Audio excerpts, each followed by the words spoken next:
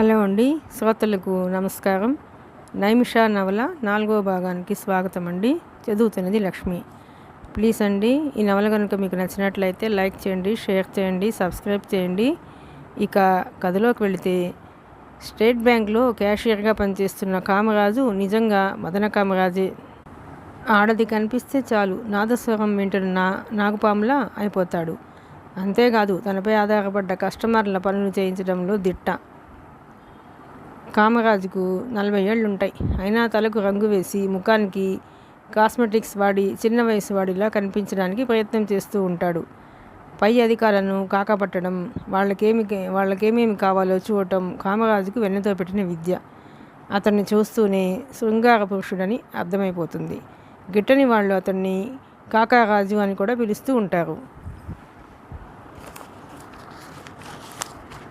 అతడి కోసం అనేక మంది అమ్మాయిలు బ్యాంకుకు వచ్చిపోతూ ఉంటారు. కామరాజు భాషలో చెప్పాలంటే కొత్త పిట్టల వాళ్ళంతా. ఆడది ఎవరైనా బ్యాంకుకు వచ్చిందంటే ఎలాగోలా మాటలు కలుపుతాడు కామరాజు. అది అతడిలోనున్న ఓ ప్రత్యేకమైన టెక్నిక్. వాళ్లకు సాయం చేయడానికి రిస్క్ తీసుకుంటాడు. ఫలితంగా అతడు ఏం కోరుకుంటాడో ఆ బ్యాంకులో పనిచేసే గుమాస్తాలందరికీ తెలుసు. భర్తలకు తెలియకుండా బ్యాంకు నుంచి అప్పులు తీసుకునే ఆడవాళ్ళు, తామిచ్చిన చెక్ గురించి భర్తలకు తెలియకుండా ఉండేవాళ్ళు, తమ నగల్ని ఇతరులకు తెలియకుండా తాకట్టు పెట్టేవాళ్ళు, ఇలా ఎంతోమందికి కామరాజు ఆప్తుడు. ఆ రోజు శుక్రవారం ఉదయం అత్యాధునికంగా అలంకరించుకున్న ఓ యువతి ఆ బ్యాంక్ ఆవరణలోకి ప్రవేశించింది. ఓహో, ఎవరీ స్టన్నింగ్ బ్యూటీ, ఈమెతో మాట్లాడని బ్రతుకు వృధా కదా అనుకున్నాడు కామరాజు. అతడిలో కామజ్వరం ప్రవేశించింది. నల్లటి జుట్టు ఆమె భుజాలపై పడి గాలికి అలల్లాడుతుంది. ఆమె ఆకుపచ్చ కాశ్మీర్ సిల్క్ చీర కట్టుకుంది. మ్యాచింగ్ బ్లౌజ్ వేసుకుంది. ఆ బ్యాంకులో మొత్తం 4 క్యాషియర్స్ ఉన్నారు. ఆ వచ్చిన యువతి ఒక్కొక్కరిని పరిశీలించి చూడసాగింది. ఎవరన్నా తనకు హెల్ప్ చేసి పెడతారేమోనన్నట్లుగా. ఆమె చూపులు కామరాజుపై పడ్డాయి. కామరాజు స్టైల్గా కాలర్ ఎగిరేసి జుట్టు సరిగా ఉందో లేదో అన్నట్లు సరి చూసుకొని ఓ చిరునవ్వు నవ్వాడు. ఆ యువతి కామరాజు కూర్చున్న కౌంటర్ వైపు నడిచింది. కామరాజు ఇలాంటి ట్రిక్ను కొన్ని 100 సార్లు ప్రయోగించాడు కనుక అతనికి ఖచ్చితంగా తెలుసు ఆ అమ్మాయి తన దగ్గరికే వస్తుందని. గర్వంగా ఫీల్ అయ్యాడు. గుడ్ మార్నింగ్ సార్ అందా అమ్మాయి. గుడ్ మార్నింగ్ అన్నాడు కామరాజు నిలువు గుడ్లేసుకుని ఆమె వైపు చూస్తూ. ఆమె కట్టుకున్న చీర పమిట జారిపోయింది. ఆమె ధరించిన బ్లౌజ్ వైపు చూశాడు కామరాజు. ఆమె లోపల బ్రా లాంటిదేమీ ధరించకపోవడంతో స్పష్టంగా కనిపిస్తున్న అందాన్ని చూస్తూ గుటకలు మింగాడు కామరాజు. ఏం కావాలో చెప్పండి. అతడు చూపులు మరల్చడం మానేశాడు. నాకు చిన్న ప్రాబ్లం ఉంది సార్. అతడు తననే చూస్తున్నాడని గమనించి పమిటను సర్దుకుందా యువతి. ఆమె పాపం ఏ ఉద్దేశంతో సర్దిందో కానీ కామరాజు ఇప్పుడు స్పష్టంగా చూడగలుగుతున్నాడు. అతడు చూపులు మరల్చడం మానేశాడు. అవసరానికన్నా ఎక్కువగా స్ప్రే చేసుకుందేమో. కామరాజు నిజంగా గాల్లో తేలిపోతున్నాడు. చెప్పమ్మాయి, నీలాంటి వాళ్ళ అవసరం తీర్చడమే కదా మా విధి. ఆ అవసరం అన్న పదాన్ని అనవసరంగా వత్తి పలుకుతూ అన్నాడు కామరాజు. అమ్మయ్య, మిమ్మల్ని చూస్తూనే అనుకున్నానులేండి, మీరెంతో మంచివారని అందా యువతి. పొంగిపోయాడు కామరాజు ఆ పొగడ్తతో. ఇంతకు అసలు సంగతి ఏమిటో చెప్పలేదు నువ్వు. మీరు అన్న పదం నుంచి నువ్వు అనడం మొదలెట్టాడు కామరాజు. అదో ట్రిక్. ఏంటో సార్, జరిగిన ఘోరం తలుచుకుంటే నాకు భయం వేస్తుంది. గుండ్రంగా కళ్ళను తిప్పి చిత్రంగా రెప్పని వాల్చిందా యువతి. కామరాజు గుండెల్లో కలుక్కుమంది. అబ్బా, ఒక్క రాత్రైనా ఈవిడ్ని అనుభవించని బ్రతుకు వృధా అనుకున్నాడు. నీలా అందంగా ఉన్న ఆడపిల్లలు ఘోరాలు నేరాలు చెయ్యర్లేండి. మిమ్మల్ని చూసి చేస్తే నాలాంటి వాడు చెయ్యాలి కానీ. ఏమన్నారు? అదే ఇంత అందమైన అమ్మాయి ఏం ఘోరం చేసిందా అని ఆలోచిస్తున్నా. అదే సార్, నా కర్మ. నుదురు కొట్టుకుంది ఆ యువతి. నేను చిదంబరం గారి సెక్రటరీని. వారం రోజుల క్రితం చిదంబరం గారు చెక్ పుస్తకాన్ని తీసుకోమని నాతో చెప్పారు. ఆయన కరెంట్ అకౌంట్లో. నేను ఆ సంగతే మర్చిపోయాను. మరి ఏం జరుగుతుందో ఏమో. గుండెల మీద చెయ్యేసి సుతారంగా రుద్దుతూ చెప్పింది ఆ యువతి. కామరాజు మనసులో లేకుండా పోయింది. ఆ అమ్మాయి గుండెని రుద్దుకుంటుంటే విలువెల్లాడిపోయాడు. బొడ్డు కిందిగా కట్టిన చీరను, ఎత్తుగా ఎక్కడో ఉన్న బ్లౌజును, ఆ మధ్య తెల్లగా పిండిలా ఉన్న శరీరాన్ని గుటకలు వేస్తూ చూశాడు కామరాజు. కామరాజుకు చిదంబరం పేరు తెలుసు. అతడు బ్యాంక్ ఖాతాదారుల్లో అతి ముఖ్యుడు. కానీ తమ బ్యాంకులో చిన్న చిన్న మొత్తాలే వేస్తాడు ఆయన. పెద్ద అమౌంట్ వెయ్యడు. నల్ల డబ్బును రహస్యంగా దాస్తారు కదా మరి. ఆహా, చిదంబరంజీ సెక్రటరీలను ఎన్నుకోవడంలో కూడా ఏం టేస్ట్ అండి మీది. మనసులోనే చిదంబరాన్ని పొగిడాడు కామరాజు. కామరాజు ఆమె వైపు చూసి మరోసారి నవ్వాడు. అదేం పెద్ద సీరియస్ విషయం కాదు కదా, మీరు ఎందుకు అలా భయపడతారు అన్నట్లు మీ పేరు అడిగాడు కామరాజు. నా పేరు పద్మ అన్నదామె. సరే, నేను ఇప్పుడే చిదంబరం గారి ఖాతాకు కొత్త చెక్కులు కావాలని ఆర్డర్ చేస్తాను. 2-3 వారాల్లో మీకు మ్యాగ్నెటిక్ చెక్కులు వస్తాయి అన్నాడు. అబ్బో, ఇప్పటికే చాలా ఆలస్యమైందండి. ఇప్పటికే చిదంబరం గారు నా మీద విసుక్కుంటున్నారు. ఈ గొడవతో సరిగా పనిచేయలేకపోతున్నాను. Please sir. ఆమె బాగా ముందుకొచ్చి కౌంటర్ను ఆనుకుని నిలబడ్డది. విశాలంగా ఉన్న ఆమె ఎద సరిగ్గా కౌంటర్కు పైనున్న చెక్కుకు తగులుతూ ఉంది. కామరాజు మరికొంచెం ముందుకు వంగాడు. ఆమె చెప్పసాగింది. కాస్త త్వరగా అయ్యేట్టు చూడండి. మీకేమైనా కావాలంటే ఇస్తాను. మీకేమైనా కావాలంటే అన్న పదాన్ని జాగ్రత్తగా ఆచితూచి వాడింది ఆ యువతి. కామరాజు మనసుతోనే అనుకున్నాడు, తనంత అదృష్టవంతుడు ఈ ప్రపంచంలోనే లేడని. కానీ వెంటనే ఒప్పుకోకూడదు. ఇలా ఒప్పుకుంటే తను పడ్డ కష్టం ఆమెకు తెలిసేదెలా? తర్వాత ఆమెను తన వద్దకు రప్పించుకోవడం ఎలా? చూడమ్మాయి, అది అసాధ్యమైన పని. అంత త్వరగా కావాలంటే కష్టం. ఆమె కళ్ళల్లో నీటి పొగలు కనిపించాయి. నిజం చెప్పాలంటే నా ఉద్యోగం ఊడినా ఊడుతుంది. నేను చెయ్యను అన్నాడు చప్పున అతని చేతుల్ని పట్టుకుందా యువతి. ప్లీజ్ అంటూ. కామరాజు తన చేతిపైన ఉన్న ఆమె చేతిని అలాగే పట్టుకున్నాడు. నాతో ఓ రోజు గడపగలవా ప్లీజ్ అన్నాడు కామరాజు గుసగుసగా. నా అదృష్టంగా భావిస్తాను. ఊరకంటితో చూస్తూ తన చేతిని వెనక్కు లాక్కుని మరీ చెప్పింది. చిచి, ఏంటది? అంతా మనల్ని చూస్తున్నారు సుతారంగా మందలించింది. కామరాజు ఈసారి నిజంగా పైకి తెలిపోసాగాడు. సరే, నేను తప్పనిసరిగా చేస్తాను. ఈరోజు శుక్రవారం కదా, సోమవారం నాటికల్లా చెక్కులు వచ్చేటట్లు చేస్తాను అన్నాడు కామరాజు కూల్గా. Wonderful sir. అతన్ని ఆకాశానికి ఎత్తుతున్నట్లు చూసిందామె. సోమవారం రోజు అవి మీ ఆఫీసుకు పంపుతాను చెప్పాడు కామరాజు. వద్దు, అలా పంపితే నేనెంత ఫూల్ను కనిపెడతారు మా బాస్ భయంగా చెప్పిందామె. నేనే వచ్చి స్వయంగా కలెక్ట్ చేసుకుంటాను అంది. మరచిపోవడం అనేది అందరూ చేసే స్వల్పమైన విషయమే కదా అన్నాడు కామరాజు. సో సార్, మిమ్మల్ని సోమవారం నాడు కలుస్తాను అన్నది. మంచిది, నేను ఎక్కడికి పోను, నీకోసం వెయిట్ చేస్తుంటాను అన్నాడు కామరాజు. మన్మథ బాణం లాంటి ఓ చిరునవ్వును కామరాజు గుండెల్లో నాటి మరీ బయటకు వచ్చింది ఆ యువతి. ఆమె కనిపించినంతసేపు అలానే చూస్తూ ఉండిపోయాడు కామరాజు. అరే, ఆమెను అకౌంట్ నెంబర్ అడగటం మర్చిపోయాను, ఇప్పుడెలా అంటూ లాలికి ఖర్చుకున్నాడు కామరాజు. దానిదేముంది, ఇండెక్స్ ఫైల్లో చూస్తే చాలు తెలిసిపోతుంది మనసులోనే అనుకున్నాడు కామరాజు. వెంటనే లేచి ఇండెక్స్ ఫైల్ ఉన్న చోటుకెళ్ళి సి అనే ఆల్ఫాబెట్ ఉన్న ఫైల్ వెతికి అకౌంట్ నెంబర్ నోట్ చేసుకుని మ్యాగ్నెటిక్ చెక్కుల కోసం ఫోన్ చేశాడు కామరాజు. అబిడ్స్లోని ఓ మారుమూల గల్లీలో ఉన్న హోటల్ కమ్ లాడ్జి అది. ఆ గది చాలా చిన్నదిగా ఉన్నా అంతకుముందు ఆమె నివసించే జైలు సెల్ కన్నా ఎంతో మెరుగ్గా ఉంది. సెల్తో పోల్చుకుంటే ఆ గది స్వర్గం. గదిలోకి ప్రవేశించిన నైమిష అప్పటిదాకా తాను ధరించిన విగ్ను తీసేసింది. తన సొంత జుట్టును ఫ్యాన్ కింద పాయలుగా తీసి ఆరబెట్టుకుంది. అప్పటిదాకా విగ్ ఉండటం మూలన పట్టిన చెమటను తుడుచుకుంటూ నెమ్మదిగా కళ్ళకు ధరించిన కాంటాక్ట్ లెన్స్ను తీసేసింది. క్రీమ్ను చేతిలోకి తీసుకుని డార్క్గా ఉన్న మేకప్ను జరిపి వేసింది. చిదంబరం, దీనితో నీ పని సరిరా అనుకుంది మనసులో. ఆమె మనసు గతంలోకి మళ్ళింది. మాళవిక చనిపోయిన తర్వాత సూపర్ బజార్ రిజిస్టర్లో ₹1,00,000 దాకా ఆమెకు డబ్బు చెల్లించినట్లుగా రాసి ఉంది. అంటే చివరకు మాళవికపై దొంగతనం కూడా అంటగట్టాడు ఆ దుర్మార్గుడు. వరుసగా 7 రోజుల పాటు మానభంగానికి గురయ్యి ఆత్మహత్య చేసుకున్న మాళవికను తలుచుకొని ఏడ్చింది నైమిష. నా పగ తీర్చుకునే సమయం ఆసన్నమైంది. 4 బజార్ల కూడలిలో నీ పగ తీసిన దుర్మార్గుణ్ణి శిక్షించబోతున్నాను. నన్ను ఆశీర్వదించక్క. కళ్ళు మూసుకుంది నైమిష. జైలులో లీల అన్న మాట చెప్తుకొచ్చాయి. చిదంబరమా, అమ్మో, వాడిని నువ్వేం చేయలేవు. ఆమె పిడికిళ్ళు ఆవేశంతో బిగుసుకుపోయాయి. ఈజీ చైర్లో ఫ్యాన్ గాలికి పడుకుంది నైమిష. ఒక చిదంబరాన్నే కాదు, మిస్సెస్ లలితారావు, మిస్టర్ రావు, రమేష్, లాయర్ రామకృష్ణ, ప్రతాప్, జడ్జి పాండురంగం తనను నాశనం చేసిన వాళ్ళనెవరినీ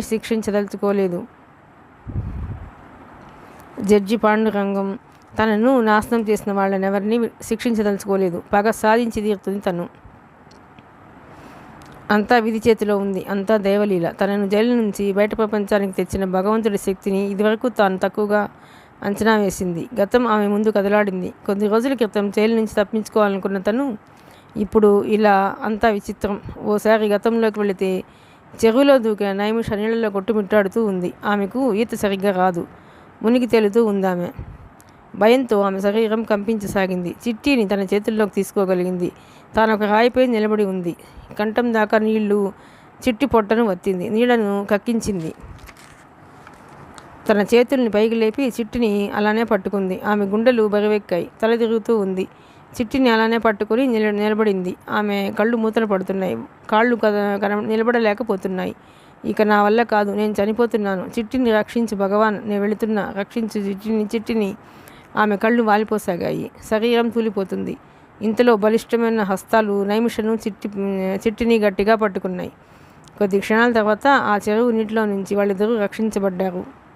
మరుసటి రోజు వార్తాపత్రికల్లో ఈ వార్త ప్రచురింపబడింది, కానీ దానికి ఎలాంటి ప్రాముఖ్యత ఇవ్వడం మాత్రం జరగలేదు. వార్త సారాంశం: ఈత తెలియని ఒక ఖైదీ 5 ఏళ్ల పసిబిడ్డ ప్రాణాన్ని కాపాడటం కోసం తన ప్రాణాలకు తెగించి ఆ పసిపాపను కాపాడింది. ఆ పసిపాప ఎవరో కాదు, ఆ జైలు వార్డెన్ కూతురే. దాదాపుగా పేపర్లన్నీ ఇదే వార్తను ప్రచురించాయి. నైమిషను హీరోయిన్లా వర్ణించాయి. అయితే ఈ సంఘటన జరిగినప్పుడు జైలు సంస్కరణల బృందం గవర్నర్ గారితో కలిసి వార్డెన్ ధర్మరాజు ఇంట్లో భోజనం చేస్తూ ఉన్నారు. ఈ వార్త తెలియగానే అందరూ వెళ్ళి ఆమెను హాస్పిటల్లో చూశారు. ధర్మరాజు నైమిష దగ్గరికి వచ్చాడు. అతని పక్కనే కరుణ కూడా ఉంది. నీ ప్రాణాలకు తెగించి మరీ మా అమ్మాయిని కాపాడావు. నీకు ఎప్పుడూ రుణపడి ఉంటాను. కళ్ళు ఒత్తుకుంది కరుణ. నైమిష బలహీనంగా ఉంది. ఆమె కళ్ళు తెరుస్తూనే అడిగిన మొట్టమొదటి ప్రశ్నతో వార్డెన్, గవర్నర్, జైలు సంస్కరణల సంఘం సభ్యులంతా ఆశ్చర్యపోయారు. చిట్టికెలా ఉంది? ఇదే ఆమె మొదటిసారిగా అడిగిన ప్రశ్న. కులాసాగానే ఉంది, చెప్పాడు వార్డెన్ ధర్మరాజు కృతజ్ఞతగా. చిట్టికి ఏదైనా అపాయం సంభవిస్తే నేను బ్రతకడం అనవసరం, తనలో తానే గొణుక్కుంది. ఆ మాటలు వార్డెన్కు తప్ప మరెవరికీ అర్థం కాలేదు. నైమిష తనలో తనే సిగ్గుపడింది. తప్పించుకు పారిపోవాలనే ఉద్దేశంతో తానే పిల్లను నిర్లక్ష్యం చేసినందుకు.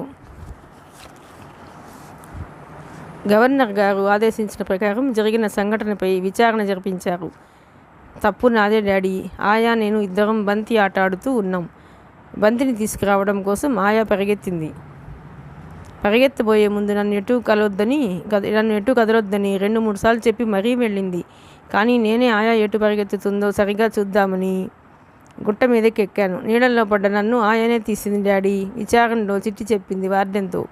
ధర్మరాజు కళ్ళ నుంచి 2 కన్నీటి బొట్లు రాలాయి. ఆ రోజంతా నైమిష హాస్పిటల్లోనే గడిపింది.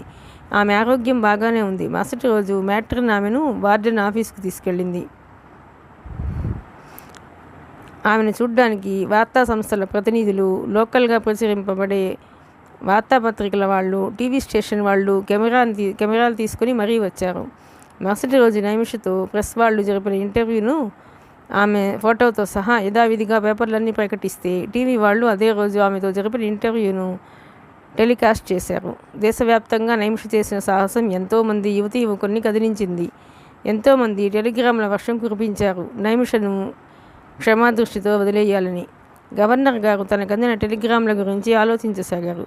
మొత్తానికి నైమిషకు హీరోయిజం ఆపాదించబడింది. ఆమెపై దోపిడీ, హత్యా నేరాలు ఆరోపించబడి రుజువయ్యి జైలు శిక్ష అనుభవిస్తూ ఉంది. అయితే గతంలో ఆమె ఎలాంటి నేరాలు చేసి ఎరగదు. ఆ ఒక్క కారణం చాలు గవర్నర్ తనకున్న డిస్క్రిషనరీ పవర్స్ ఉపయోగించడానికి. గవర్నర్ ఆలోచనలో పడ్డాడు.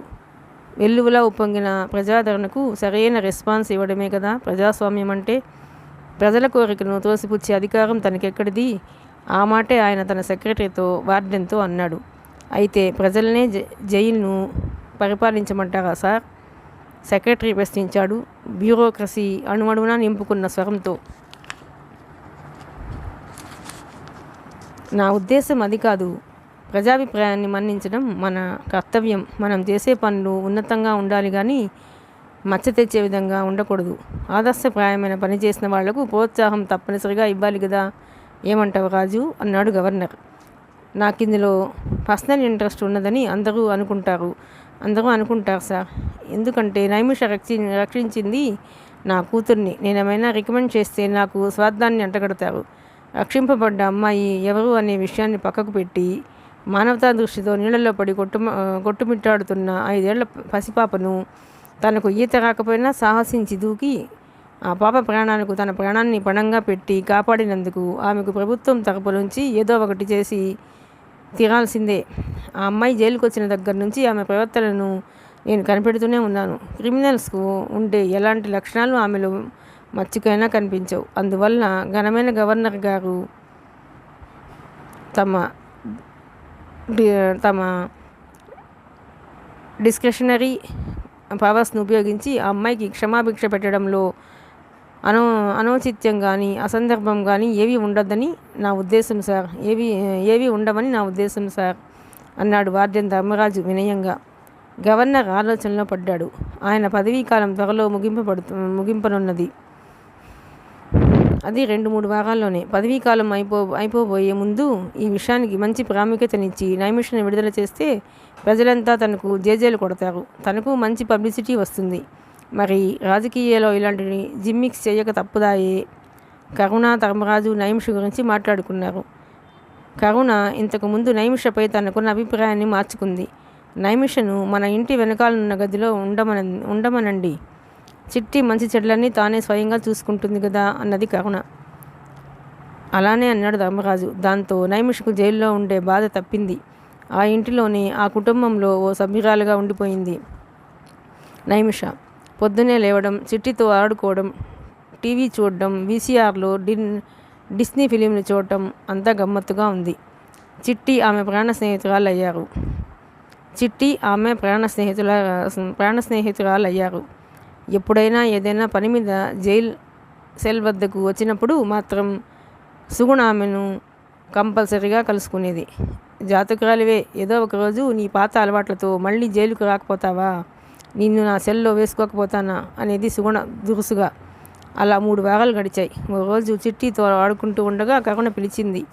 నైమిష, ఇప్పుడే ఆయన ఆఫీస్ నుంచి ఫోన్ చేశారు. నిన్ను అర్జెంటుగా ఆఫీస్కి రమ్మంటున్నారు. త్వరగా వెళ్ళు అంది కరుణ. నైమిష గుండెల్లో రైళ్లు పరిగెట్టాయి. ఏమై ఉంటుంది? బహుశా తను చిట్టి రోజుకు దగ్గరవుతున్నామని, అందువల్ల తనను తిరిగి సెల్లోనికి పంపించాలని కానీ నిర్ణయం తీసుకున్నారా?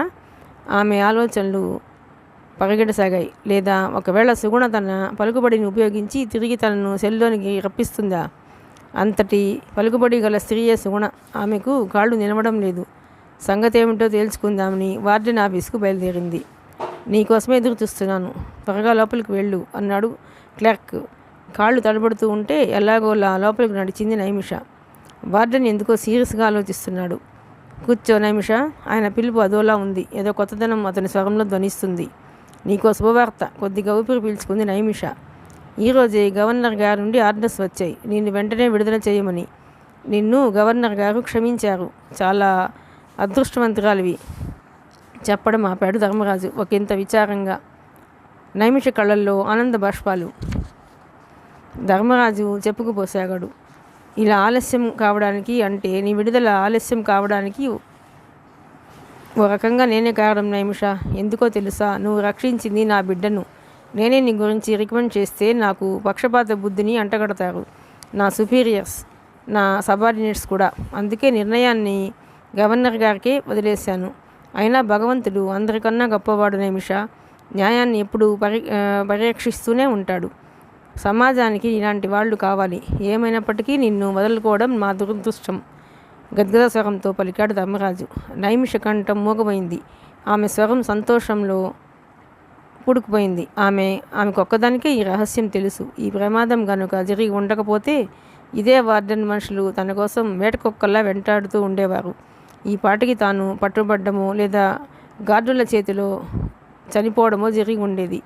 కొన్ని ఫార్మాలిటీస్ పూర్తి కావాలి. నిన్ను ఎల్లుండి విడుదల చేస్తున్నా చెప్పాడు ధర్మరాజు ఏదో ఫైలు బయటకు తీస్తూ.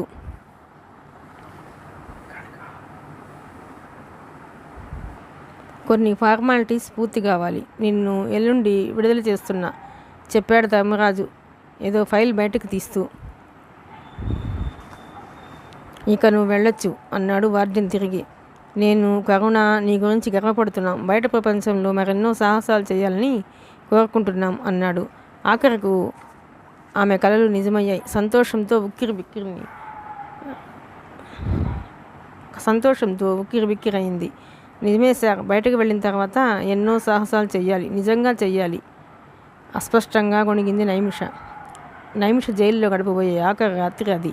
విడుదల కాబోయే వాళ్లను యథేచ్ఛగా తిరగనివ్వడం కొత్తేమీ కాదు. ఓ సెల్ నుంచి రుక్మిణి అనే ఖైదీ నైమిష దగ్గరికి వచ్చింది. రేపు విడుదలవుతున్నావు కదూ? అవును.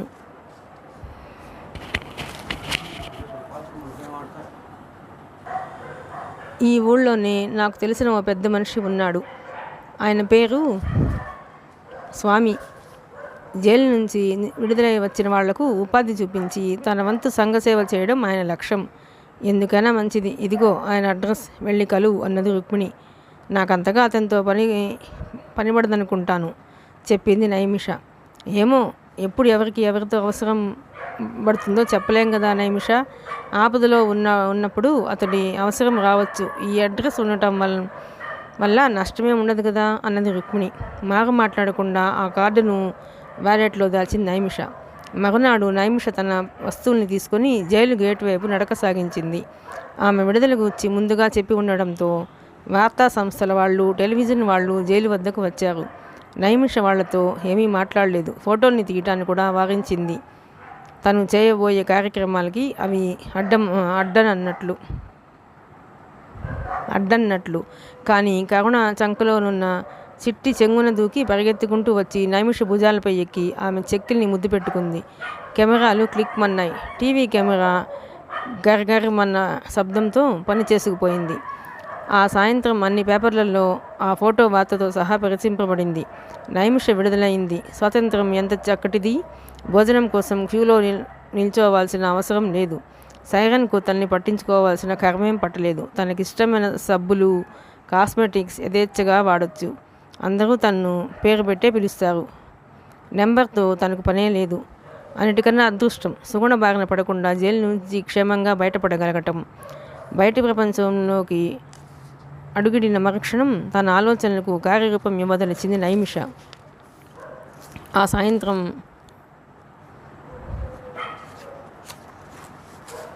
ప్రతాప్ తన గదిలో టీవీకి ఎదురుగా కూర్చుని ఉన్నాడు. బాగా డబ్బులున్న కుటుంబం నుంచి వచ్చిన అతడి భార్య విగ్గును సవరించుకుంటుంది. అదేదో విచిత్రంగా ఆమెకు బట్టతల్ల, పెద్ద ముక్కు, ఎండిపోయినట్లున్న యద, బాతులాంటి నడక. కేవలం డబ్బు తప్ప మరే ఇతర అర్హత కానీ అందం కానీ లేవామెలో. టీవీలో వార్తలు మొదలయ్యాయి. ఇటీవల గవర్నర్ గారి క్షమాభిక్షతో వదిలివేయబడ్డ ఖైదీ నైమిషకు వీడ్కోలు చెప్పారు సెంట్రల్ జైలు వాళ్ళు. అనౌన్సర్ చదువుతూ ఉన్నాడు. నైమిష నడుచుకుంటూ రాసాగింది. ఓ చిన్న అమ్మాయి తన చేతుల నుంచి జారిపోయి పరిగెత్తుకుంటూ వచ్చి నైమిష భుజాల పైకి ఎక్కి ఆమె చెక్కిల్ని ముద్దు పెట్టుకుంది. అనౌన్సర్ చదువుతూనే ఉన్నాడు. ప్రతాప్ ఓ క్షణం ఉలికిపడ్డాడు. అబ్బా, నైమిష ఎంత అందంగా ఉంది అనుకున్నాడు విచారంగా. నేనేమైనా తప్పు చేశానా అనుకుంటూ వికారంగా ఉన్న తన భార్య వైపు చూశాడు ప్రతాప్. అదే సాయంత్రం డిటెక్టివ్ చక్రవర్తి తన రూమ్లో కూర్చొని టెలివిజన్ చూడసాగాడు. వార్తలు వింటూనే ఈ అమ్మాయి గదు తనను గవర్నర్తో చెప్పి విడిపించమని ప్రతిమలాడింది అనుకున్నాడు. అయినా రూల్స్ ప్రకారం చేస్తాం ఏ పనైనా. తనకు సంబంధించిన విషయాలు తాను గవర్నర్కు ఎందుకు రిపోర్ట్ చేయాలి? పాడుగోల అనుకుంటూ టీవీ ఆఫ్ చేశాడు. ఆ సాయంత్రపు వేళనే చిదంబరం టీవీ చూస్తూ ఉన్నాడు. ఎదురుగా ఓ ఫుల్ బాటిల్ ఉంది. పక్కనే ఉన్న గ్లాస్లోనికి వంపుకొని నెమ్మదిగా తాగుతూ చూస్తున్నాడు. వార్తలు విన్నాడు. అదృష్టవంతురాలే అనుకున్నాడు చిదంబరం లోలోన. దీని అక్క కన్నా ఇదే బాగుంది. బయటకు వచ్చింది కదా, ఓ పట్టు పట్టాలి దీన్ని అనుకున్నాడు చిదంబరం. బీమా కంపెనీ నుంచి మొత్తం 5 లక్షల రూపాయలు వచ్చాయి చిదంబరానికి. అందులో ముందుగా అనుకున్న మాట ప్రకారం 2 లక్షలు మిస్టర్ రావుకి ఇచ్చాడు. అతనికి బాగా తెలుసు మిస్టర్ రావుతో సరిగ్గా వ్యవహరించకపోతే ఏం చేస్తాడో. అందుకే ప్రాంప్ట్గా అతని మాట అతనికి ఇచ్చేశాడు. సోమవారం మధ్యాహ్నం స్టేట్ బ్యాంక్ చాలా రష్గా ఉంది కస్టమర్లతో. క్యాషియర్ కామరాజు కూర్చున్న కౌంటర్ ముందు పెద్ద క్యూ ఉంది. నైమిష ప్రస్తుత పేరు పద్మ. ఆమె వెళ్ళి క్యూలో నిలబడింది. వరుసగా క్యూ కదలసాగింది. కామరాజు ఆమెను చూశాడు. మొన్న శుక్రవారం చూసినప్పటికన్నా ఎంతో అందంగా కనిపించింది ఆమె కామరాజు కళ్ళకు. ఆమె వంతు వచ్చింది. పద్మ, చాలా కష్టమైపోయిందనుకో, అయినా నీ కోసం చెక్కులు తెప్పించాను అన్నాడు కామరాజు. మీ కష్టం ఊరికే ఉంచుకోనండి అంది చిలిపిగా కన్ను గీడుతూ పద్మ. కామరాజు ఐసైపోయాడు. క్యాష్ చెక్కు నుంచి ఓ పెద్ద కట్టను తీశాడు. ఇందులో 400 చెక్కులున్నవి తీసుకో అన్నాడు. అది మగాడంటే మెచ్చుకోలుగా చూసింది పద్మ. నా ఉద్యోగం కాపాడారు, ఏమిచ్చినా మీ రుణం తీర్చుకోలేను అన్నది పద్మ. కౌంటర్లోనే మెలికలు తిరిగిపోయాడు కామరాజు. నువ్విక్కడ అకౌంట్ ఓపెన్ చేయరాదు, నీ మంచి చెడ్లన్నీ నేను చూసుకుంటాగా అన్నాడు కామరాజు. మంచిది, అలానే ఓపెన్ చేస్తా అంది పద్మ. మరి ఇవాళ రాత్రి డిన్నర్కి వెళదాం అన్నాడు కామరాజు. వెరీ గుడ్, డిన్నర్ అంటే నాకెంతో ఇష్టం. ఏదైనా మంచి హోటల్కి వెళదాం రాజు, గోముగా పలికింది పద్మ. మరి ఎక్కడ కలుసుకుందాం అతడితో ఆతృతతో ప్రశ్నించాడు కామరాజు. ఇక్కడే బ్యాంకింగ్ అవర్స్ కాగానే నేను ఫోన్ చేస్తాగా, అక్కడి నుంచి కదిలింది పద్మ. ఇదిగో పద్మ, నిన్నే, ఒక్క నిమిషం అన్నాడు కామరాజు. పద్మ వినబడినట్లుగా పక్కకు వెళ్ళింది. క్యూలో నిలబడ్డ తర్వాత వ్యక్తి కామరాజు మెదడును ఫ్రై చేసుకొని తినసాగాడు. తన యక్ష ప్రశ్నలతో అతని చేతిలో ఓ పెద్ద సంచి, దాని నిండా రూపాయి నాణాలు, అవన్నీ లెక్కపెట్టి తన ఖాతాలో జమ చేయమంటున్నాడు. బ్యాంకు మధ్యలో 4 బదులపైన ఖాళీ డిపాజిట్ స్లిప్పులు, విత్డ్రావల్ స్లిప్పులు ట్రేలలో పెట్టబడి ఉన్నాయి. చాలామంది కస్టమర్లు వాటి చుట్టూ చేరి ఫారాలను నింపుతూ ఉన్నారు. నైమిష కామరాజు దృష్టి నుంచి తప్పుకుంది. కామరాజు ఇచ్చిన ప్యాకెట్ను నెమ్మదిగా ఊడదీసింది నైమిష. అందులో ఖాళీ చెక్కుల కట్టలు 8 ఉన్నాయి. నిజానికి నైమిషకు చెక్కులతో పనిలేదు. పైగా చెక్కులు ఉపయోగిస్తే అది ఈరోజు కాకపోయినా రేపైనా బయటపడుతుంది. అలా చెక్కులు ఉపయోగించడం శిక్షార్హమైన నేరం. అందుకే ఆమె ఆ ఖాళీ చెక్కుల జోలికి పోలేదు. ఆ ప్యాకెట్ల కిందనున్న డిపాజిట్ స్లిప్పులు చాలా ఆమెకు తన ప్లాన్కు అవే బాగా ఉపయోగపడతాయి. చెక్కుల నుంచి జాగ్రత్తగా డిపాజిట్ స్లిప్పును వేరు చేసింది నైమిష.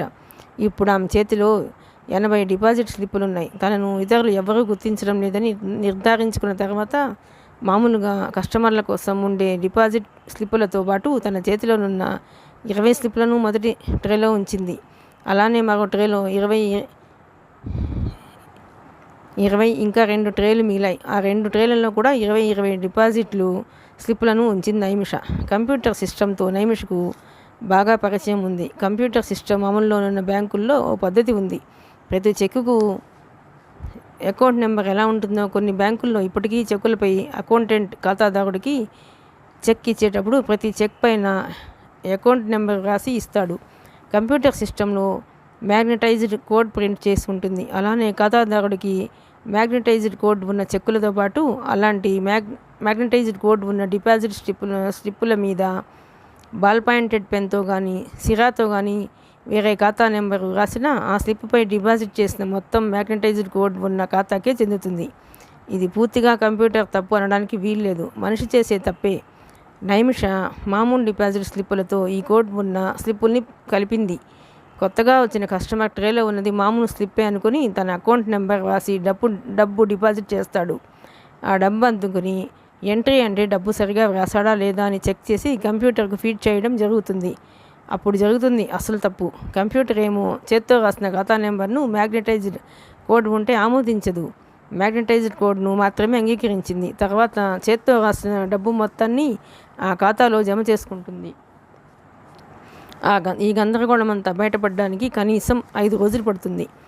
5 రోజుల సమయం చాలు నైమిషకు. ఈలోపు తన ప్రత్యర్థి చిదంబరాన్ని 30 తిప్పలు పెట్టి 3 చెరువుల నీళ్లు తాగించగలదు. హోటల్కి వెళుతూ అక్కడే ఉన్న చెత్త కుండీ దగ్గర ఆగి ఆ చెక్కుల్ని చింపేసి కుండీలోకి విసిరేసి నైమిష. అక్కడి నుంచి నైమిష సరాసరి రాయ్ ట్రావెల్స్ ఆఫీస్కి వెళ్ళింది. అక్కడ కౌంటర్లో కూర్చున్న యువతి దగ్గరికి వెళ్ళి కూర్చుంది. నేను చిదంబరం గారి సెక్రటరీని చెప్పింది Naimisha. Chidambaram guarantee Gaiety cosmetics area representative కదూ అందా యువతి. అవును ఆయనే సమాధానం చెప్పింది నైమిష.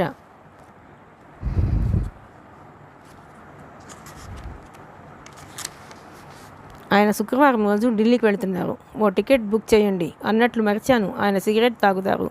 స్మోకింగ్ ఏరియాలో సీట్ రిజర్వ్ చేయండి అంది నైమిష. ఏ క్లాస్ టికెట్ కావాలి? Executive class. రౌండ్ ట్రిప్ టికెటా? కాదు, 1 వే చెప్పింది నైమిష. ట్రావెల్ ఏజెంట్ ఫోన్ చేసి ఇండియన్ ఎయిర్లైన్స్ను కాంటాక్ట్ చేసింది. ఒక ఎగ్జిక్యూటివ్ క్లాస్ టికెట్, శుక్రవారం సాయంత్రం ఫ్లైట్కు Hyderabad Delhi 1 way. Smoking area preferred. ఒక క్షణం ఆగమన్నట్లు నైమిష వైపు చూసింది ట్రావెల్ ఏజెంటు. టికెట్ కన్ఫర్మ్డ్ అని చెప్పింది. బిల్ రాయమంటారా అని అడిగింది ట్రావెల్ ఏజెంటు. నో చిదంబరం గారు ఇప్పుడు క్యాష్ పే చేస్తుంటారనే విషయం మీకు తెలియదా? మీరు గురువారం నాడు చిదంబరం గారి ఆఫీస్కు పంపగలుగుతారా చెప్పింది నైమిష.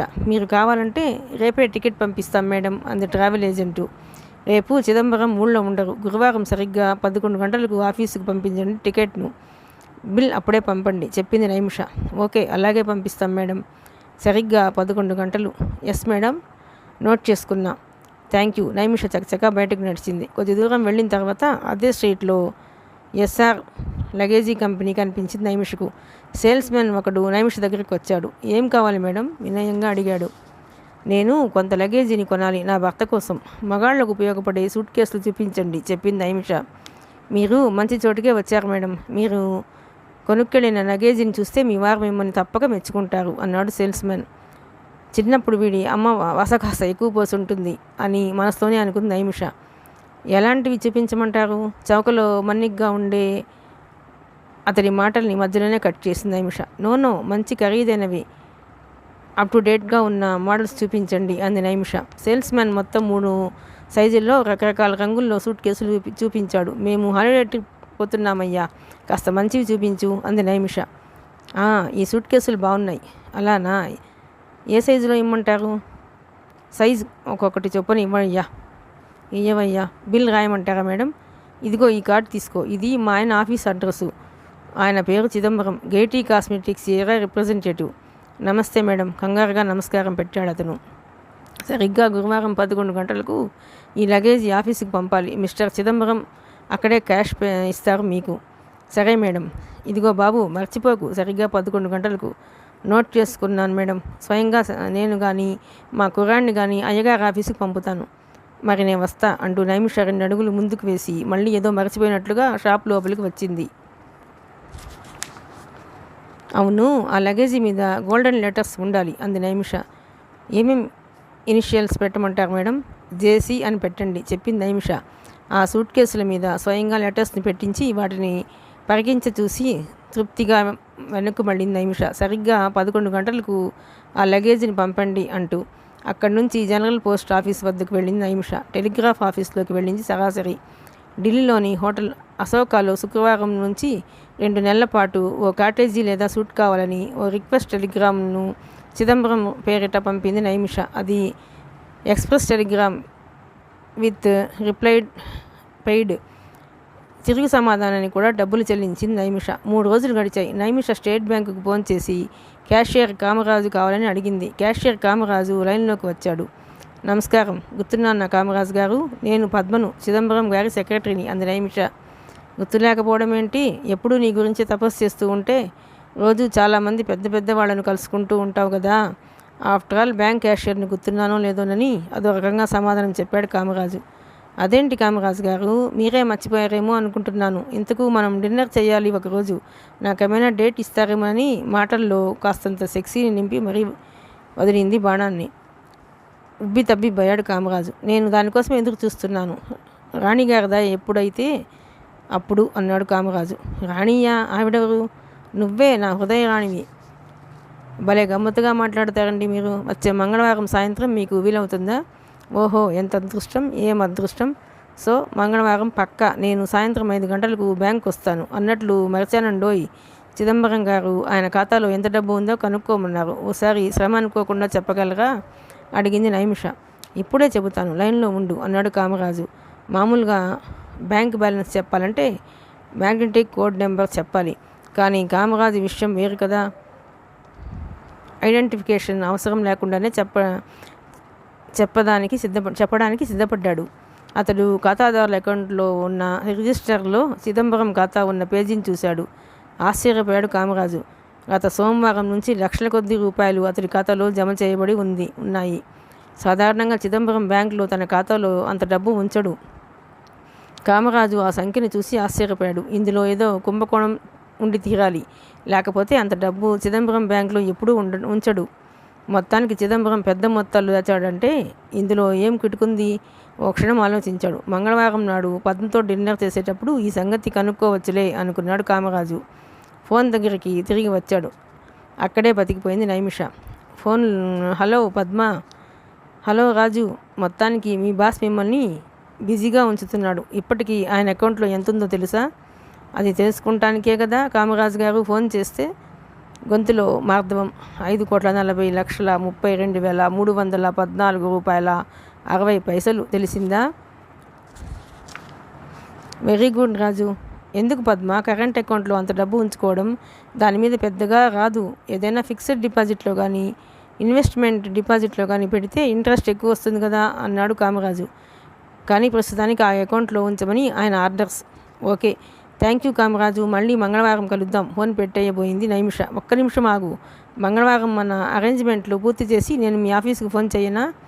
వద్దు డార్లింగ్, నేనే ఫోన్ చేస్తాను కదా నీకు. ఫోన్ పెట్టేసింది నైమిష. హైదరాబాద్ నగరానికి కొత్తగా వచ్చిన వాళ్ళకే కాదు, నగరంలో ఎప్పటి నుంచో నివసించే వాళ్ళకు కూడా పాత బస్తీ గజిబిజిగా కనిపిస్తుంది. ఓ నిర్దిష్టమైన ప్లాన్ లేకుండా కట్టబడిన ఇళ్ళు, ఇరుకు గల్లీలు చార్మినార్ దాటిన తర్వాత దర్శనమిస్తాయి. అందులో ప్రవేశించి దారి తప్పకుండా రాగలగడం ఏ కొద్ది మందికో తప్ప సామాన్యులకు మాత్రం అసాధ్యమైన పని. టోనీ పేరు చెబితే పెట్టెలు కూడా నీళ్లు తాగవు. దాదాపు 60 ఏళ్ల టోనీ అంటే అందరికీ భక్తి కన్నా భయం ఎక్కువ. మట్కా జూదం నడిపించడం, వ్యభిచార గృహాన్ని నిర్వహించడం, రౌడీలను పోషించడం, అక్రమంగా జూద గృహాన్ని నిర్వహించడం లాంటి పనులు చేయడంలో టోనీ అసాధ్యుడు. వీటికి తోడు 3 పూలు 6 కాయలుగా సాగే గుడుంబా వ్యాపారం ఉండనే ఉంది. చిదంబరం టోనీకి పార్ట్నర్. విపరీతంగా తాగడం వల్ల టోనీ ముఖమంతా ముడతలు పడింది. తన 15వ ఏటనే బట్టతల్ల ఏర్పడటంతో ఎప్పుడూ నల్లటి విగ్ను వాడుతూ ఉంటాడు టోనీ. తన ఇంట్లో విశ్రాంతిగా కూర్చున్నాడు టోనీ. పాత బస్తీలోని ఓ ఏరియాకు మకుటం లేని మహారాజు టోనీ. మొట్టమొదటి నుంచి రౌడీయిజం చేయడం తప్ప పన్ను ఎలా చేయించుకోవాలో తెలియని టోనీకి బాగా చదువుకొని పైరవీలు చేయడం, మోసంతో డబ్బు సంపాదించడమే ధ్యేయంగా గల చిదంబరానికి మంచి స్నేహం కుదిరింది. వయసులో కూడా వాళ్ళిద్దరికీ ఎంతో వ్యత్యాసం ఉంది. చూడ్డానికి తండ్రి కొడుకుల్లా ఉంటారు వాళ్ళిద్దరూ. ఈ దేశంలో 180% ప్రజలు నిరక్షరాస్యులు. చదువుకున్న 20% అక్షరాస్యులు ఇతరుల్ని మోసం చేసి ఎలా డబ్బు సంపాదించాలా అని ఆలోచిస్తూ ఉంటే మరి ఈ దేశం ఏం బాగుపడుతుంది? సరిగ్గా ఆ కోవకు చెందిన చదువుకున్న వాళ్ళు గ్యాంగ్ ఒకటి టోనీ కంట్రోల్లో పనిచేస్తూ ఉంది. మిస్టర్ రావు, చిదంబరం, లాయర్ రామకృష్ణ, జడ్జి పాండురంగం అంతా ఒకటే గ్యాంగ్. పైకి పెద్ద మనుషుల్లా నటిస్తూ నడపాల్సిన కథనంతా నడిపించగల చతురులు. అండర్ వరల్డ్కి కింగ్లా చలామణి అవుతున్న టోనీ ఆ రోజు పొద్దున్నే 2 పరోటాలు, ఓ ప్లేటు ఖైమా లాగించి ఈజీ చైర్లో కూర్చుని ఉన్నాడు. వరుసగా ఒక్కొక్కరే అతని దగ్గరకు రాసాగారు. వ్యభిచార గృహం నుంచి, జూద గృహాల నుంచి, గుడుంబా వ్యాపారం చేసేవాళ్ళు ఒక్కొక్కరే వచ్చి అతని వద్ద సలహాలు తీసుకుని ముడుపులు చెల్లించి వెళ్ళిపోతున్నారు. అది ఎప్పటి నుంచో వస్తున్న ఆచారం. వాటి మీద వచ్చే ఆదాయం వగైరాలంతా చిదంబరమే చూస్తూ ఉంటాడు. చిన్న చిన్న సమస్యల్ని నిర్లక్ష్యం చేస్తే అవే పెద్ద సమస్యలుగా మారతాయి అనేదే టోనీ ఫిలాసఫీ. చిదంబరం అంటే టోనీకి ఎంతో ఇష్టం. చిదంబరాన్ని 16వ ఏట చూశాడు టోనీ. అతనికి ట్రైనింగ్ ఇచ్చి ఇంత వాడిని చేశాడు. సొంత కొడుకు కన్నా అధికంగా చూసుకుంటాడు అతన్ని. టోనీకి ఓ పిచ్చి ఉంది. 60 ఏళ్ళు పైబడ్డా ఆడవాళ్ళ యావ మాత్రం ఇంకా చావలేదు. 6 నెలలకు ఒక్కసారి తన సెక్రటరీని మారుస్తూ ఉంటాడు. అతడి సెక్రటరీకి కావాల్సిన అర్హతల్లా ఆడదై ఉండి సెక్సీగా కనిపిస్తే చాలు. నెలకు 3,000 జీతం ఇచ్చి ఉద్యోగంలో పెట్టుకుంటాడు. అలాగని వాళ్ళని ఏమనైనా చేస్తాడా అంటే అబ్బే అలాంటిదేం లేదు. Just see and enjoy. అతడి ప్రస్తుతపు సెక్రటరీ పేరు లూసీ అనే ఆంగ్లో ఇండియన్ అమ్మాయి. తార్నాకా ప్రాంతంలోని వైట్ హౌస్ దగ్గర ఆ అమ్మాయి ఇల్లు. రోజు కారు పంపిస్తాడు. మళ్ళా కారులో స్వయంగా డ్రాప్ చేయిస్తాడు టోనీ. టోనీ సాబ్, మీకు ఫోన్ వచ్చింది. ఎవరో కేరళ అమ్మాయిట, పేరు మేరీ అని చెబుతుంది. మీతోనే మాట్లాడదానంటుంది చెప్పింది లూసీ. మేరీయా? ఆ పేరు గల అమ్మాయితో తనకేం సంబంధం? ఆలోచించాడు టోనీ. నాతో ఏం పనో కనుక్కో కరుగ్గా అన్నాడు సెక్రటరీతో. లూసీ వెళ్ళింది. మళ్ళీ 2 నిమిషాల తర్వాత తిరిగి వచ్చింది. టోనీ సాబ్, ఆ పిల్ల ఫోన్లో మీతోనే మాట్లాడుతుందట. చాలా అర్జెంటు విషయమని చెబుతుంది అందామె. సరే ఫోన్ ఇవ్వు అన్నాడు టోనీ. వెంటనే ఆమె అతడికి ఫోన్ ఇచ్చింది. హలో, ఎవరు? ప్రశ్నించాడు అతను. మిస్టర్ టోనీ, వచ్చిరాని తెలుగులో మాట్లాడసాగింది మేరీ. అవును. అమ్మయ్య, మీతో మాట్లాడటం నా అదృష్టంగా భావిస్తున్నాను. అసలు సంగతి ఏమిటో చెప్పమ్మాయి. తెగేసినట్టు మాట్లాడతాడు అతను. అన్యాయం జరిగిపోయింది సార్, మీరే కాపాడాలి నన్ను. ఎవరికి అన్యాయం? ఏమిటి? కాస్త వివరంగా చెప్పు. మీ పార్ట్నర్ చిదంబరం నేను మంచి ఫ్రెండ్స్. నన్ను ఒంటరాడదాన్ని చేసి మోసం చేయాలనుకుంటున్నాడు. మొత్తం 6 కోట్ల రూపాయలు ఒక్కడే కొట్టాలనుకుంటున్నాడు. మేరీలా మాట్లాడుతున్న నైమిష చెప్పింది. ఉలిక్కిపడ్డాడు టోనీ. డబ్బు విషయం వింటూనే ఆసక్తిగా ముందుకు వంగాడు. ఏంటమ్మాయి నువ్వు మాట్లాడేది? నాకేం అర్థం కావడం లేదు. కాస్త వివరంగా చెప్పు. 6 కోట్ల సంగతి ఏమిటి? టోనీ గొంతులోని ఆసక్తిని గమనించిందామె. నాతో అన్ని అబద్ధాలు చెప్పి నన్ను వశపరుచుకున్నాడు. ఇక్కడ నుంచి వెళ్ళిపోయి ఢిల్లీలో కాపురం పెడదామని నాతో అన్నాడు. అందుకోసం డబ్బు కూడా సమకూర్చుకున్నాడు. ఇప్పుడేమో నన్ను వదిలేసి తానొక్కడే ఆ డబ్బు తీసుకుని ఇవాళ సాయంత్రమే ఉడాయిద్దామనుకుంటున్నాడు. నన్ను మీరే కాపాడాలి చెప్పింది మేరీ ఉరఫ్ నైమిష. ముందో విషయం చెప్పమ్మాయి. ఏ బ్యాంక్లో దాచాడు డబ్బు? స్టేట్ బ్యాంక్లో sir, main branch. I see. Sir మీరు ఎలాగైనా చిదంబరం గారికి చెప్పి ఒప్పించాలి సార్. పెళ్లి కాకుండానే ఆయనతో తిరిగి చాలా నష్టపోయాను. ఇప్పుడు ఆయన కాదంటే నేను ఏ నుయ్యో గుయ్యో చూసుకోవాలి సార్. ఆపదలో ఉన్న ఆడపిల్లను కాస్త నచ్చజెప్పి నన్ను ఏలుకోమని చెప్పండి. నాకు తండ్రి లాంటి వారు. ఫోన్లోనే ఆ పిల్ల ఏడుస్తున్నట్లుంది. అతనికి చిరాకేసింది. అతని మనసు ఒక్కసారిగా బగ్గుమంది. దొంగ నా కొడుకు, ఎంత మోసం! పగలు రాత్రి కష్టపడేది తను. అప్పనంగా వచ్చిన డబ్బంతా పోగేసుకుని పారిపోదామనా వీడి ఉద్దేశం? వీడి అంతు తేల్చకపోతే నా పేరు టోనీయే కాదు. నా కొడుకుని ఏం చేస్తానో చూడు. ఇదే నిజమైతే చిదంబరం గారిని చింతకాయ తొక్కు కింద కాళ్ళు చేతులు విరగ్గొట్టి పచ్చడి చేస్తా మనసులోనే అనుకుంటున్నాడు టోనీ. సార్ మాట్లాడరేం సార్ అన్నది ఆ పిల్ల ఫోన్లోనే. నన్ను ముందు చిదంబరంతో మాట్లాడని అన్నాడు టోనీ. దయ చూపించాలి నా మీద. ఉంటాను సార్. ఫోన్ పెట్టేసిన శబ్దం. ఒక్క ఊపులో లేచాడు టోనీ. డ్రెస్ చేసుకుంటూ లూసీతో కారును రెడీగా ఉంచు అన్నాడు. కాలరుదుడిలా ఉన్న టోనీని చూసి లూసీ ఉలిక్కిపడింది. ఆఫీస్ రూమ్లో కూర్చున్నాడు చిదంబరం. కొత్తగా తీసుకున్న ఆఫీస్లోని ఖరీదైన ఫర్నిచర్ దగదగా మెరిసిపోతుంది. కింద పరచిన కార్పెట్ మీద నుంచి ఫారెన్ సెంట్ వాసన గుమాయించి కొడుతుంది. గోడలకు వేసిన పెయింట్స్ ఆకర్షణీయంగా కనపడుతున్నాయి. ఆ రూమ్లో మంద్రస్వరంలో వెస్ట్రన్ మ్యూజిక్ వినవస్తోంది. ఆలస్యంగా నిద్రలేచిన చిదంబరం హ్యాంగోవర్ ప్యాక్ కొట్టేసి బ్రెడ్ టోస్ట్, చీజ్ ఆమ్లెట్ తిని వేడి నీళ్లతో స్నానం చేసి ఆఫీస్కి వచ్చాడు. సెంటు వాసన పీలుస్తూ వెస్ట్రన్ మ్యూజిక్ వింటూ తల పంకిస్తూ గోడలకున్న పెయింటింగ్స్ను పరిశీలించి చూస్తున్నాడు. అతని బూటు కాళ్ళు మ్యూజిక్ అనుగుణంగా అటు ఇటు ఊగుతూ టకటకలాడుతున్నాయి. పాత బస్తీలోని ఓ ఏరియాను టోనీ పరిపాలిస్తున్నాడంటే నిజానికి చిదంబరందే మాస్టర్ బ్రెయిన్ అని అందరికీ తెలుసు. అరమోట్పు కన్నులతో కుర్చీకి చేరగలబడి సిగరెట్ను పీలుస్తున్నాడు చిదంబరం సెక్రటరీ వచ్చింది లోపలికి. సార్, ట్రావెల్ ఏజెన్సీ నుంచి మెసెంజర్ ప్లేన్ టికెట్ తీసుకొచ్చాడు. వాళ్లకు చెక్ రాయమంటారా, క్యాషా అడిగింది సెక్రటరీ. ఎవరి కోసం ప్లేన్ టికెట్? మీకోసమే సార్, ఢిల్లీకి ఈరోజు సాయంత్రం. నో, ఇందులో ఏదో పొరపాటు ఉంది. నేను ప్లేన్ టికెట్ బుక్ చేయమని ఎవరికీ చెప్పలేదు. ఎక్కడా మెసెంజర్? లోపలికి పంపు అన్నాడు చిదంబరం. సెక్రటరీ బయటకు వెళ్ళి మెసెంజర్ని తీసుకువచ్చింది. ఎవరికోసమో ఈ ప్లేన్ టికెట్ అడిగాడు చిదంబరం చిరాగ్గా. ఇది జే చిదంబరం పేరిట ఉన్నది సార్. ఇదే అడ్రస్లో డెలివరీ చేయమని నాకు ఇన్స్ట్రక్షన్స్ చెప్పాడు మెసెంజర్. నీకెవరో తప్పు చెప్పారు. నేనెవ్వరికీ ప్లేన్ టికెట్ బుక్ చేయమని చెప్పలేదు. బహుశా మీ ట్రావెల్ ఏజెన్సీ వాళ్ళు సేల్స్ ప్రమోషన్ కోసం ఇలాంటి జిమ్మిక్స్ ఏమైనా చేస్తున్నారేమో అన్నాడు చిదంబరం. ప్లేన్ టికెట్ ఎప్పటికీ? ఈరోజు సాయంత్రానికి సార్, ఢిల్లీకి చెప్పాడు మెసెంజర్. నాకు ఢిల్లీ వెళ్ళే పనేం లేదు. అయినా నేనెందుకు ఢిల్లీ వెళ్ళాలి? అక్కడ నాకేం పని లేదే అన్నాడు. అదే సరైన ప్రశ్న. నవ్వుతూ నిలబడ్డాడు టోనీ మెసెంజర్ను దాటుకుని లోపలికి వచ్చి. నన్నొకసారి చూడని ఆ ప్లేన్ టికెట్ అంటూ మెసెంజర్ చేతిలోని ఎయిర్ టికెట్ని తీసుకుని పరీక్షగా చూశాడు టోనీ. అదంతా తప్పు టోనీ. అది ఆ మెసెంజర్కి ఇచ్చేయి. ఏమో ఈ మెసెంజర్, దీన్ని ఎక్కడి నుంచి తెచ్చావో అక్కడ ఇచ్చేయి అన్నాడు. ఒక్క నిమిషం అంటూ టోనీ టికెట్ ఫోల్డర్ తెరిచాడు. అది ఎగ్జిక్యూటివ్ క్లాస్ టికెట్. జే చిదంబరం పేరిట 1 వే టికెట్. ఢిల్లీకి నిర్దేశించబడి ఉంది. స్మోకింగ్ ఏరియాలో సీటు. పైకే చదివాడు టోనీ. ఇదంతా ఏదో మిస్టేక్ అంటూ చిదంబరం సెక్రటరీని పిలిచాడు.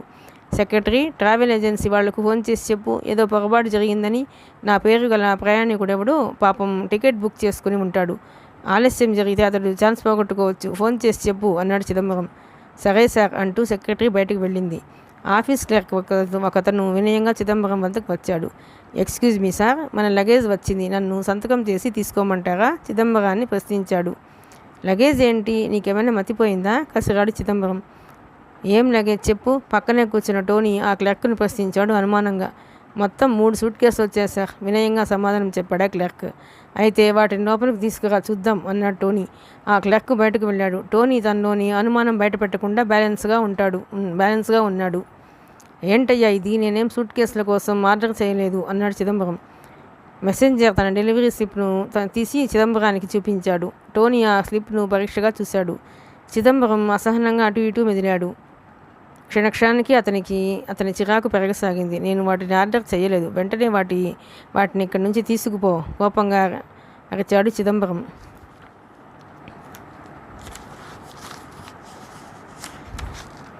టోనీ ఆ సూట్ కేసుల్ని పరీక్షగా చూశాడు. వాటిపైన బంగారపు అక్షరాలతో రాయబడ్డ చిదంబరం పేరు అందంగా మెరుస్తోంది. ఒక్క నిమిషం ఓపిక పట్టు చిదంబరం, ఒకవేళ ఎవరైనా ప్రజెంటేషన్గా పంపారేమో ఆలోచించు అన్నాడు టోనీ మనసులో. వీడిప్పుడు దొరికాడు కదా అనుకుంటూ. అది సరే, నువ్వెందుకు ఢిల్లీకి మకాం మార్చేద్దామనుకున్నావు? నిజం చెప్పు. టోనీ కంఠం కరుగ్గా ఉంది. చిదంబరం ఉలిక్కిపడ్డాడు. నేను ఢిల్లీలో మకాం పెట్టడమా? వేళాకోళానికైనా వేళాపళా ఉండాలి టోనీ. ఎవడో జోక్ కోసం ఎయిర్ టికెట్, లగేజీ పంపి ఉంటాడు. నన్ను నమ్ము టోనీ, ఆందోళన కూడుకున్న స్వరంతో పలికాడు చిదంబరం. అలానా చిదంబరం, నాకు సరిగ్గా ఏమీ తెలియదులే అంటూ ట్రావెల్ ఏజెన్సీ మెసెంజర్, లగేజీ తెచ్చిన మెసెంజర్ సెక్రటరీల వైపు చూసి మీరు వెళ్ళొచ్చు అన్నాడు టోనీ. వాళ్ళంతా బయటకు వెళ్ళిపోయారు. ఇప్పుడు చెప్పు చిదంబరం, స్టేట్ బ్యాంక్లోని నీ కరెంట్ అకౌంట్లో ఎంత డబ్బు నిలపజేశావు? నిజం చెప్పు అన్నాడు టోనీ కఠినంగా. అతడి కంఠంలోని మార్పుకు చిదంబరం ఆశ్చర్యపోయాడు. అదేంటి టోనీ, అలా కొత్తగా అడుగుతావేం? నీకు తెలియకుండా కొత్తగా డబ్బు దాచుకుంటానా? మహా ఉంటే నా అకౌంట్లో 1500 ఉండొచ్చు, అంతకు మించి ఉండదు. నిన్ననే 12,000 చెక్ ఇచ్చాను కాబట్టి బ్యాలెన్స్ సరిగ్గా 1500కు మించదు అన్నాడు చిదంబరం. అయినా ఇదంతా ఎందుకు టోనీ? నన్ను కానీ నువ్వు అనుమానిస్తున్నావా ఏమిటి? అబ్బే ఊరికనే చిదంబరం, నువ్వెంత నమ్మకస్తుడివో నాకు తెలియదా? ఏది ఒక్కసారి బ్యాంకుకు టెలిఫోన్ చేసి నీ అకౌంట్లో ఎంత డబ్బు ఉందో కనుక్కో అన్నాడు టోనీ బయటపడకుండా. సరే, నీ తృప్తి కోసం నేను ఫోన్ చేస్తాను టోనీ అంటూ బ్యాంక్ నెంబర్కి డైల్ చేసి అకౌంట్స్ సెక్షన్కు కనెక్ట్ చేయమని అడిగాడు చిదంబరం. హలో, నేను చిదంబరాన్ని, గైటీ కాస్మెటిక్స్ కంపెనీ ఏరియా రిప్రజెంటేటివ్ని. నా అకౌంట్లో ఎంత డబ్బు ఉందో చెబుతారా? Code number please. అక్టో 372814 చెప్పాడు చిదంబరం. టోనీ ఎక్స్టెన్షన్ ఫోన్లో చిదంబరం సంభాషణ వింటున్నాడు. కొన్ని క్షణాల తర్వాత అకౌంటెంట్ లైన్లోకి వచ్చాడు. మిస్టర్ చిదంబరంజీ, ఈరోజు ఉదయం 10 గంటలకు మీ అకౌంట్లో 5,40,32,314 ఉన్నాయి. ఇంకా కంప్యూటర్ ఫీడ్ చేసిన డిపాజిట్లు విత్డ్రాయల్స్ రిజిస్టర్లో ఎంటర్ చేయాలి. మరో 2 గంటల తర్వాత ఫోన్ చేస్తే నిన్నటి ట్రాన్సాక్షన్స్ కూడా కలిపి కరెక్ట్ ఫిగర్ చెబుతాను. ఒక్క నిమిషం లైన్లో ఉండండి, కంప్యూటర్ నుంచి స్లిప్స్ వచ్చాయి. 1 మినిట్ ప్లీజ్. కొద్దిసేపు నిశ్శబ్దం. టోనీ పళ్ళు పటపటమని కొరుకుతున్నాడు. చిదంబరంకు ముచ్చెమటలు పోయసాగాయి. నన్ను నమ్ము టోనీ, ఎక్కడో ఏదో పొరపాటు జరిగి ఉంటుంది నెమ్మదిగా అన్నాడు చిదంబరం, ఫోన్ మౌత్ పీస్ మీద చెయ్యి అడ్డంగా పెడుతూ. ఇంతలో అకౌంటెంట్ లైన్లోకి వచ్చాడు. సార్, చిదంబరం గారేనా? అవును. అప్పటికే చిదంబరం ఒళ్ళు చల్లబడింది. లేటెస్ట్ ఫిగర్ నోట్ చేసుకోండి సార్. రౌండ్ ఫిగర్ 6 కోట్లు అన్నాడు. చిదంబరం వేళ్ళు ఫోన్ మీద బిగుసుకున్నాయి. తను నమ్మిన వాళ్ళు తనను మోసం చేస్తే టోనీ ఇప్పుడు ఎలా ఉంటాడో కూడా చిదంబరం ఊహించాడు.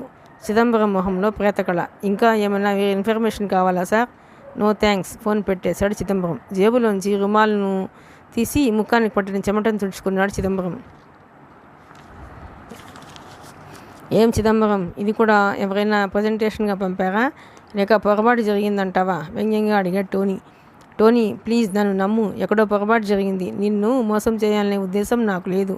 నేను అలాంటి వాడిని కాదు. ప్లీజ్ బిలీవ్ మీ ప్రాధేయపడసాగాడు చిదంబరం. టోనీ కోపంతో చిందులు తొక్కసాగాడు. ప్లేన్ టికెట్ ట్రావెల్ ఏజెన్సీ వాళ్ళు జిమ్మికా? 3 సూట్ కేసులేమో ప్రజెంటేషనా? మరి ఈ డబ్బంతానేమో బ్యాంక్ వాళ్ళ పొరపాట? ఊరోడిని కాదు, చెవులో పూలు పెట్టి చెవులో పూలు పెట్టించుకోవడానికి దొంగనాయలా ఎవతో కేకలదాన్ని తగులుకుని దాన్ని వేసుకుని ఢిల్లీకి పారిపోయి సుఖంగా ఉండాలనుకుంటున్నావురా రాస్కెల్. నువ్వు ప్రపంచంలో ఎక్కడ దాక్కున్నా మర్డర్ చేసి తీరతా. ఆవేశంతో రప్పసాగాడు టోనీ. టోనీ ప్లీజ్ ప్లీజ్ నన్ను బ్రతిమాలసాగాడు Chidambaram. May I come in sir అంటూ సెక్రటరీ లోపలికి వచ్చింది. ఏంటి విసుగ్గా అరచాడు చిదంబరం. మీకో టెలిగ్రామ్ సార్ అందామె. డోంట్ డిస్టర్బ్ మీ, తర్వాత పంపు, వెళ్ళిక్కడి నుంచి కోపంతో అరచాడు చిదంబరం. ముఖం చిన్నపుచ్చుకున్న సెక్రటరీ బయటకు వెళ్ళిపోయింది. చూడమ్మాయి శాంతంగా పిలిచాడు టోనీ. సెక్రటరీ అతని వైపు చూసి ఆగింది. ఆ టెలిగ్రామ్ ఇలా ఇవ్వు అంటూ సెక్రటరీ చేతిలోని టెలిగ్రామ్ను అందుకుని నువ్వు పోయిరమ్మా, అవసరం ఉన్నప్పుడు పిలుస్తాడులే అంటూ టెలిగ్రామ్ను విప్పి చదవసాగాడు. టోనీ ముఖంలో రంగులు మేరాయి. బద్మాష్గా ఈ టెలిగ్రామ్ చదువుతా వినరా విను అరచాడు టోనీ. చిదంబరం మాట్లాడకుండా అలానే సీటుకు అతుకుపోయాడు. హోటల్ అశోక న్యూఢిల్లీ నుంచి చిదంబరం వైపు చూశాడు అతను. Please to confirm your reservation for our princess suit for 2 months princess suit for 2 months from this Friday onwards. ఈ శుక్రవారం నుంచి రెండు నెలల పాటు హోటల్ అశోకాలో ప్రిన్సెస్ సూట్ రిజర్వ్ అయి ఉందట. ఒరే నీకు మరో చోట స్థలాన్ని రిజర్వ్ చేసి పెట్టాను కదా ఒరే నీకు మరో చోట స్థలాన్ని రిజర్వ్ చేసి పెట్టానుగా దొంగనా కొడక, ఎక్కడో తెలుసా గద్దించి అడిగాడు అతను రౌద్రంగా. చిదంబరం భయంగా చూశాడు టోనీ వైపు.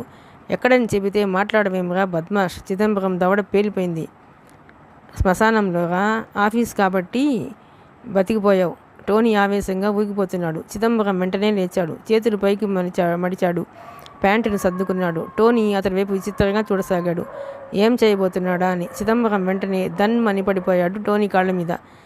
చిదంబరాన్ని నమ్మినట్లే నమ్మి తిరిగి నమ్మలేకపోతున్నాడు టోనీ.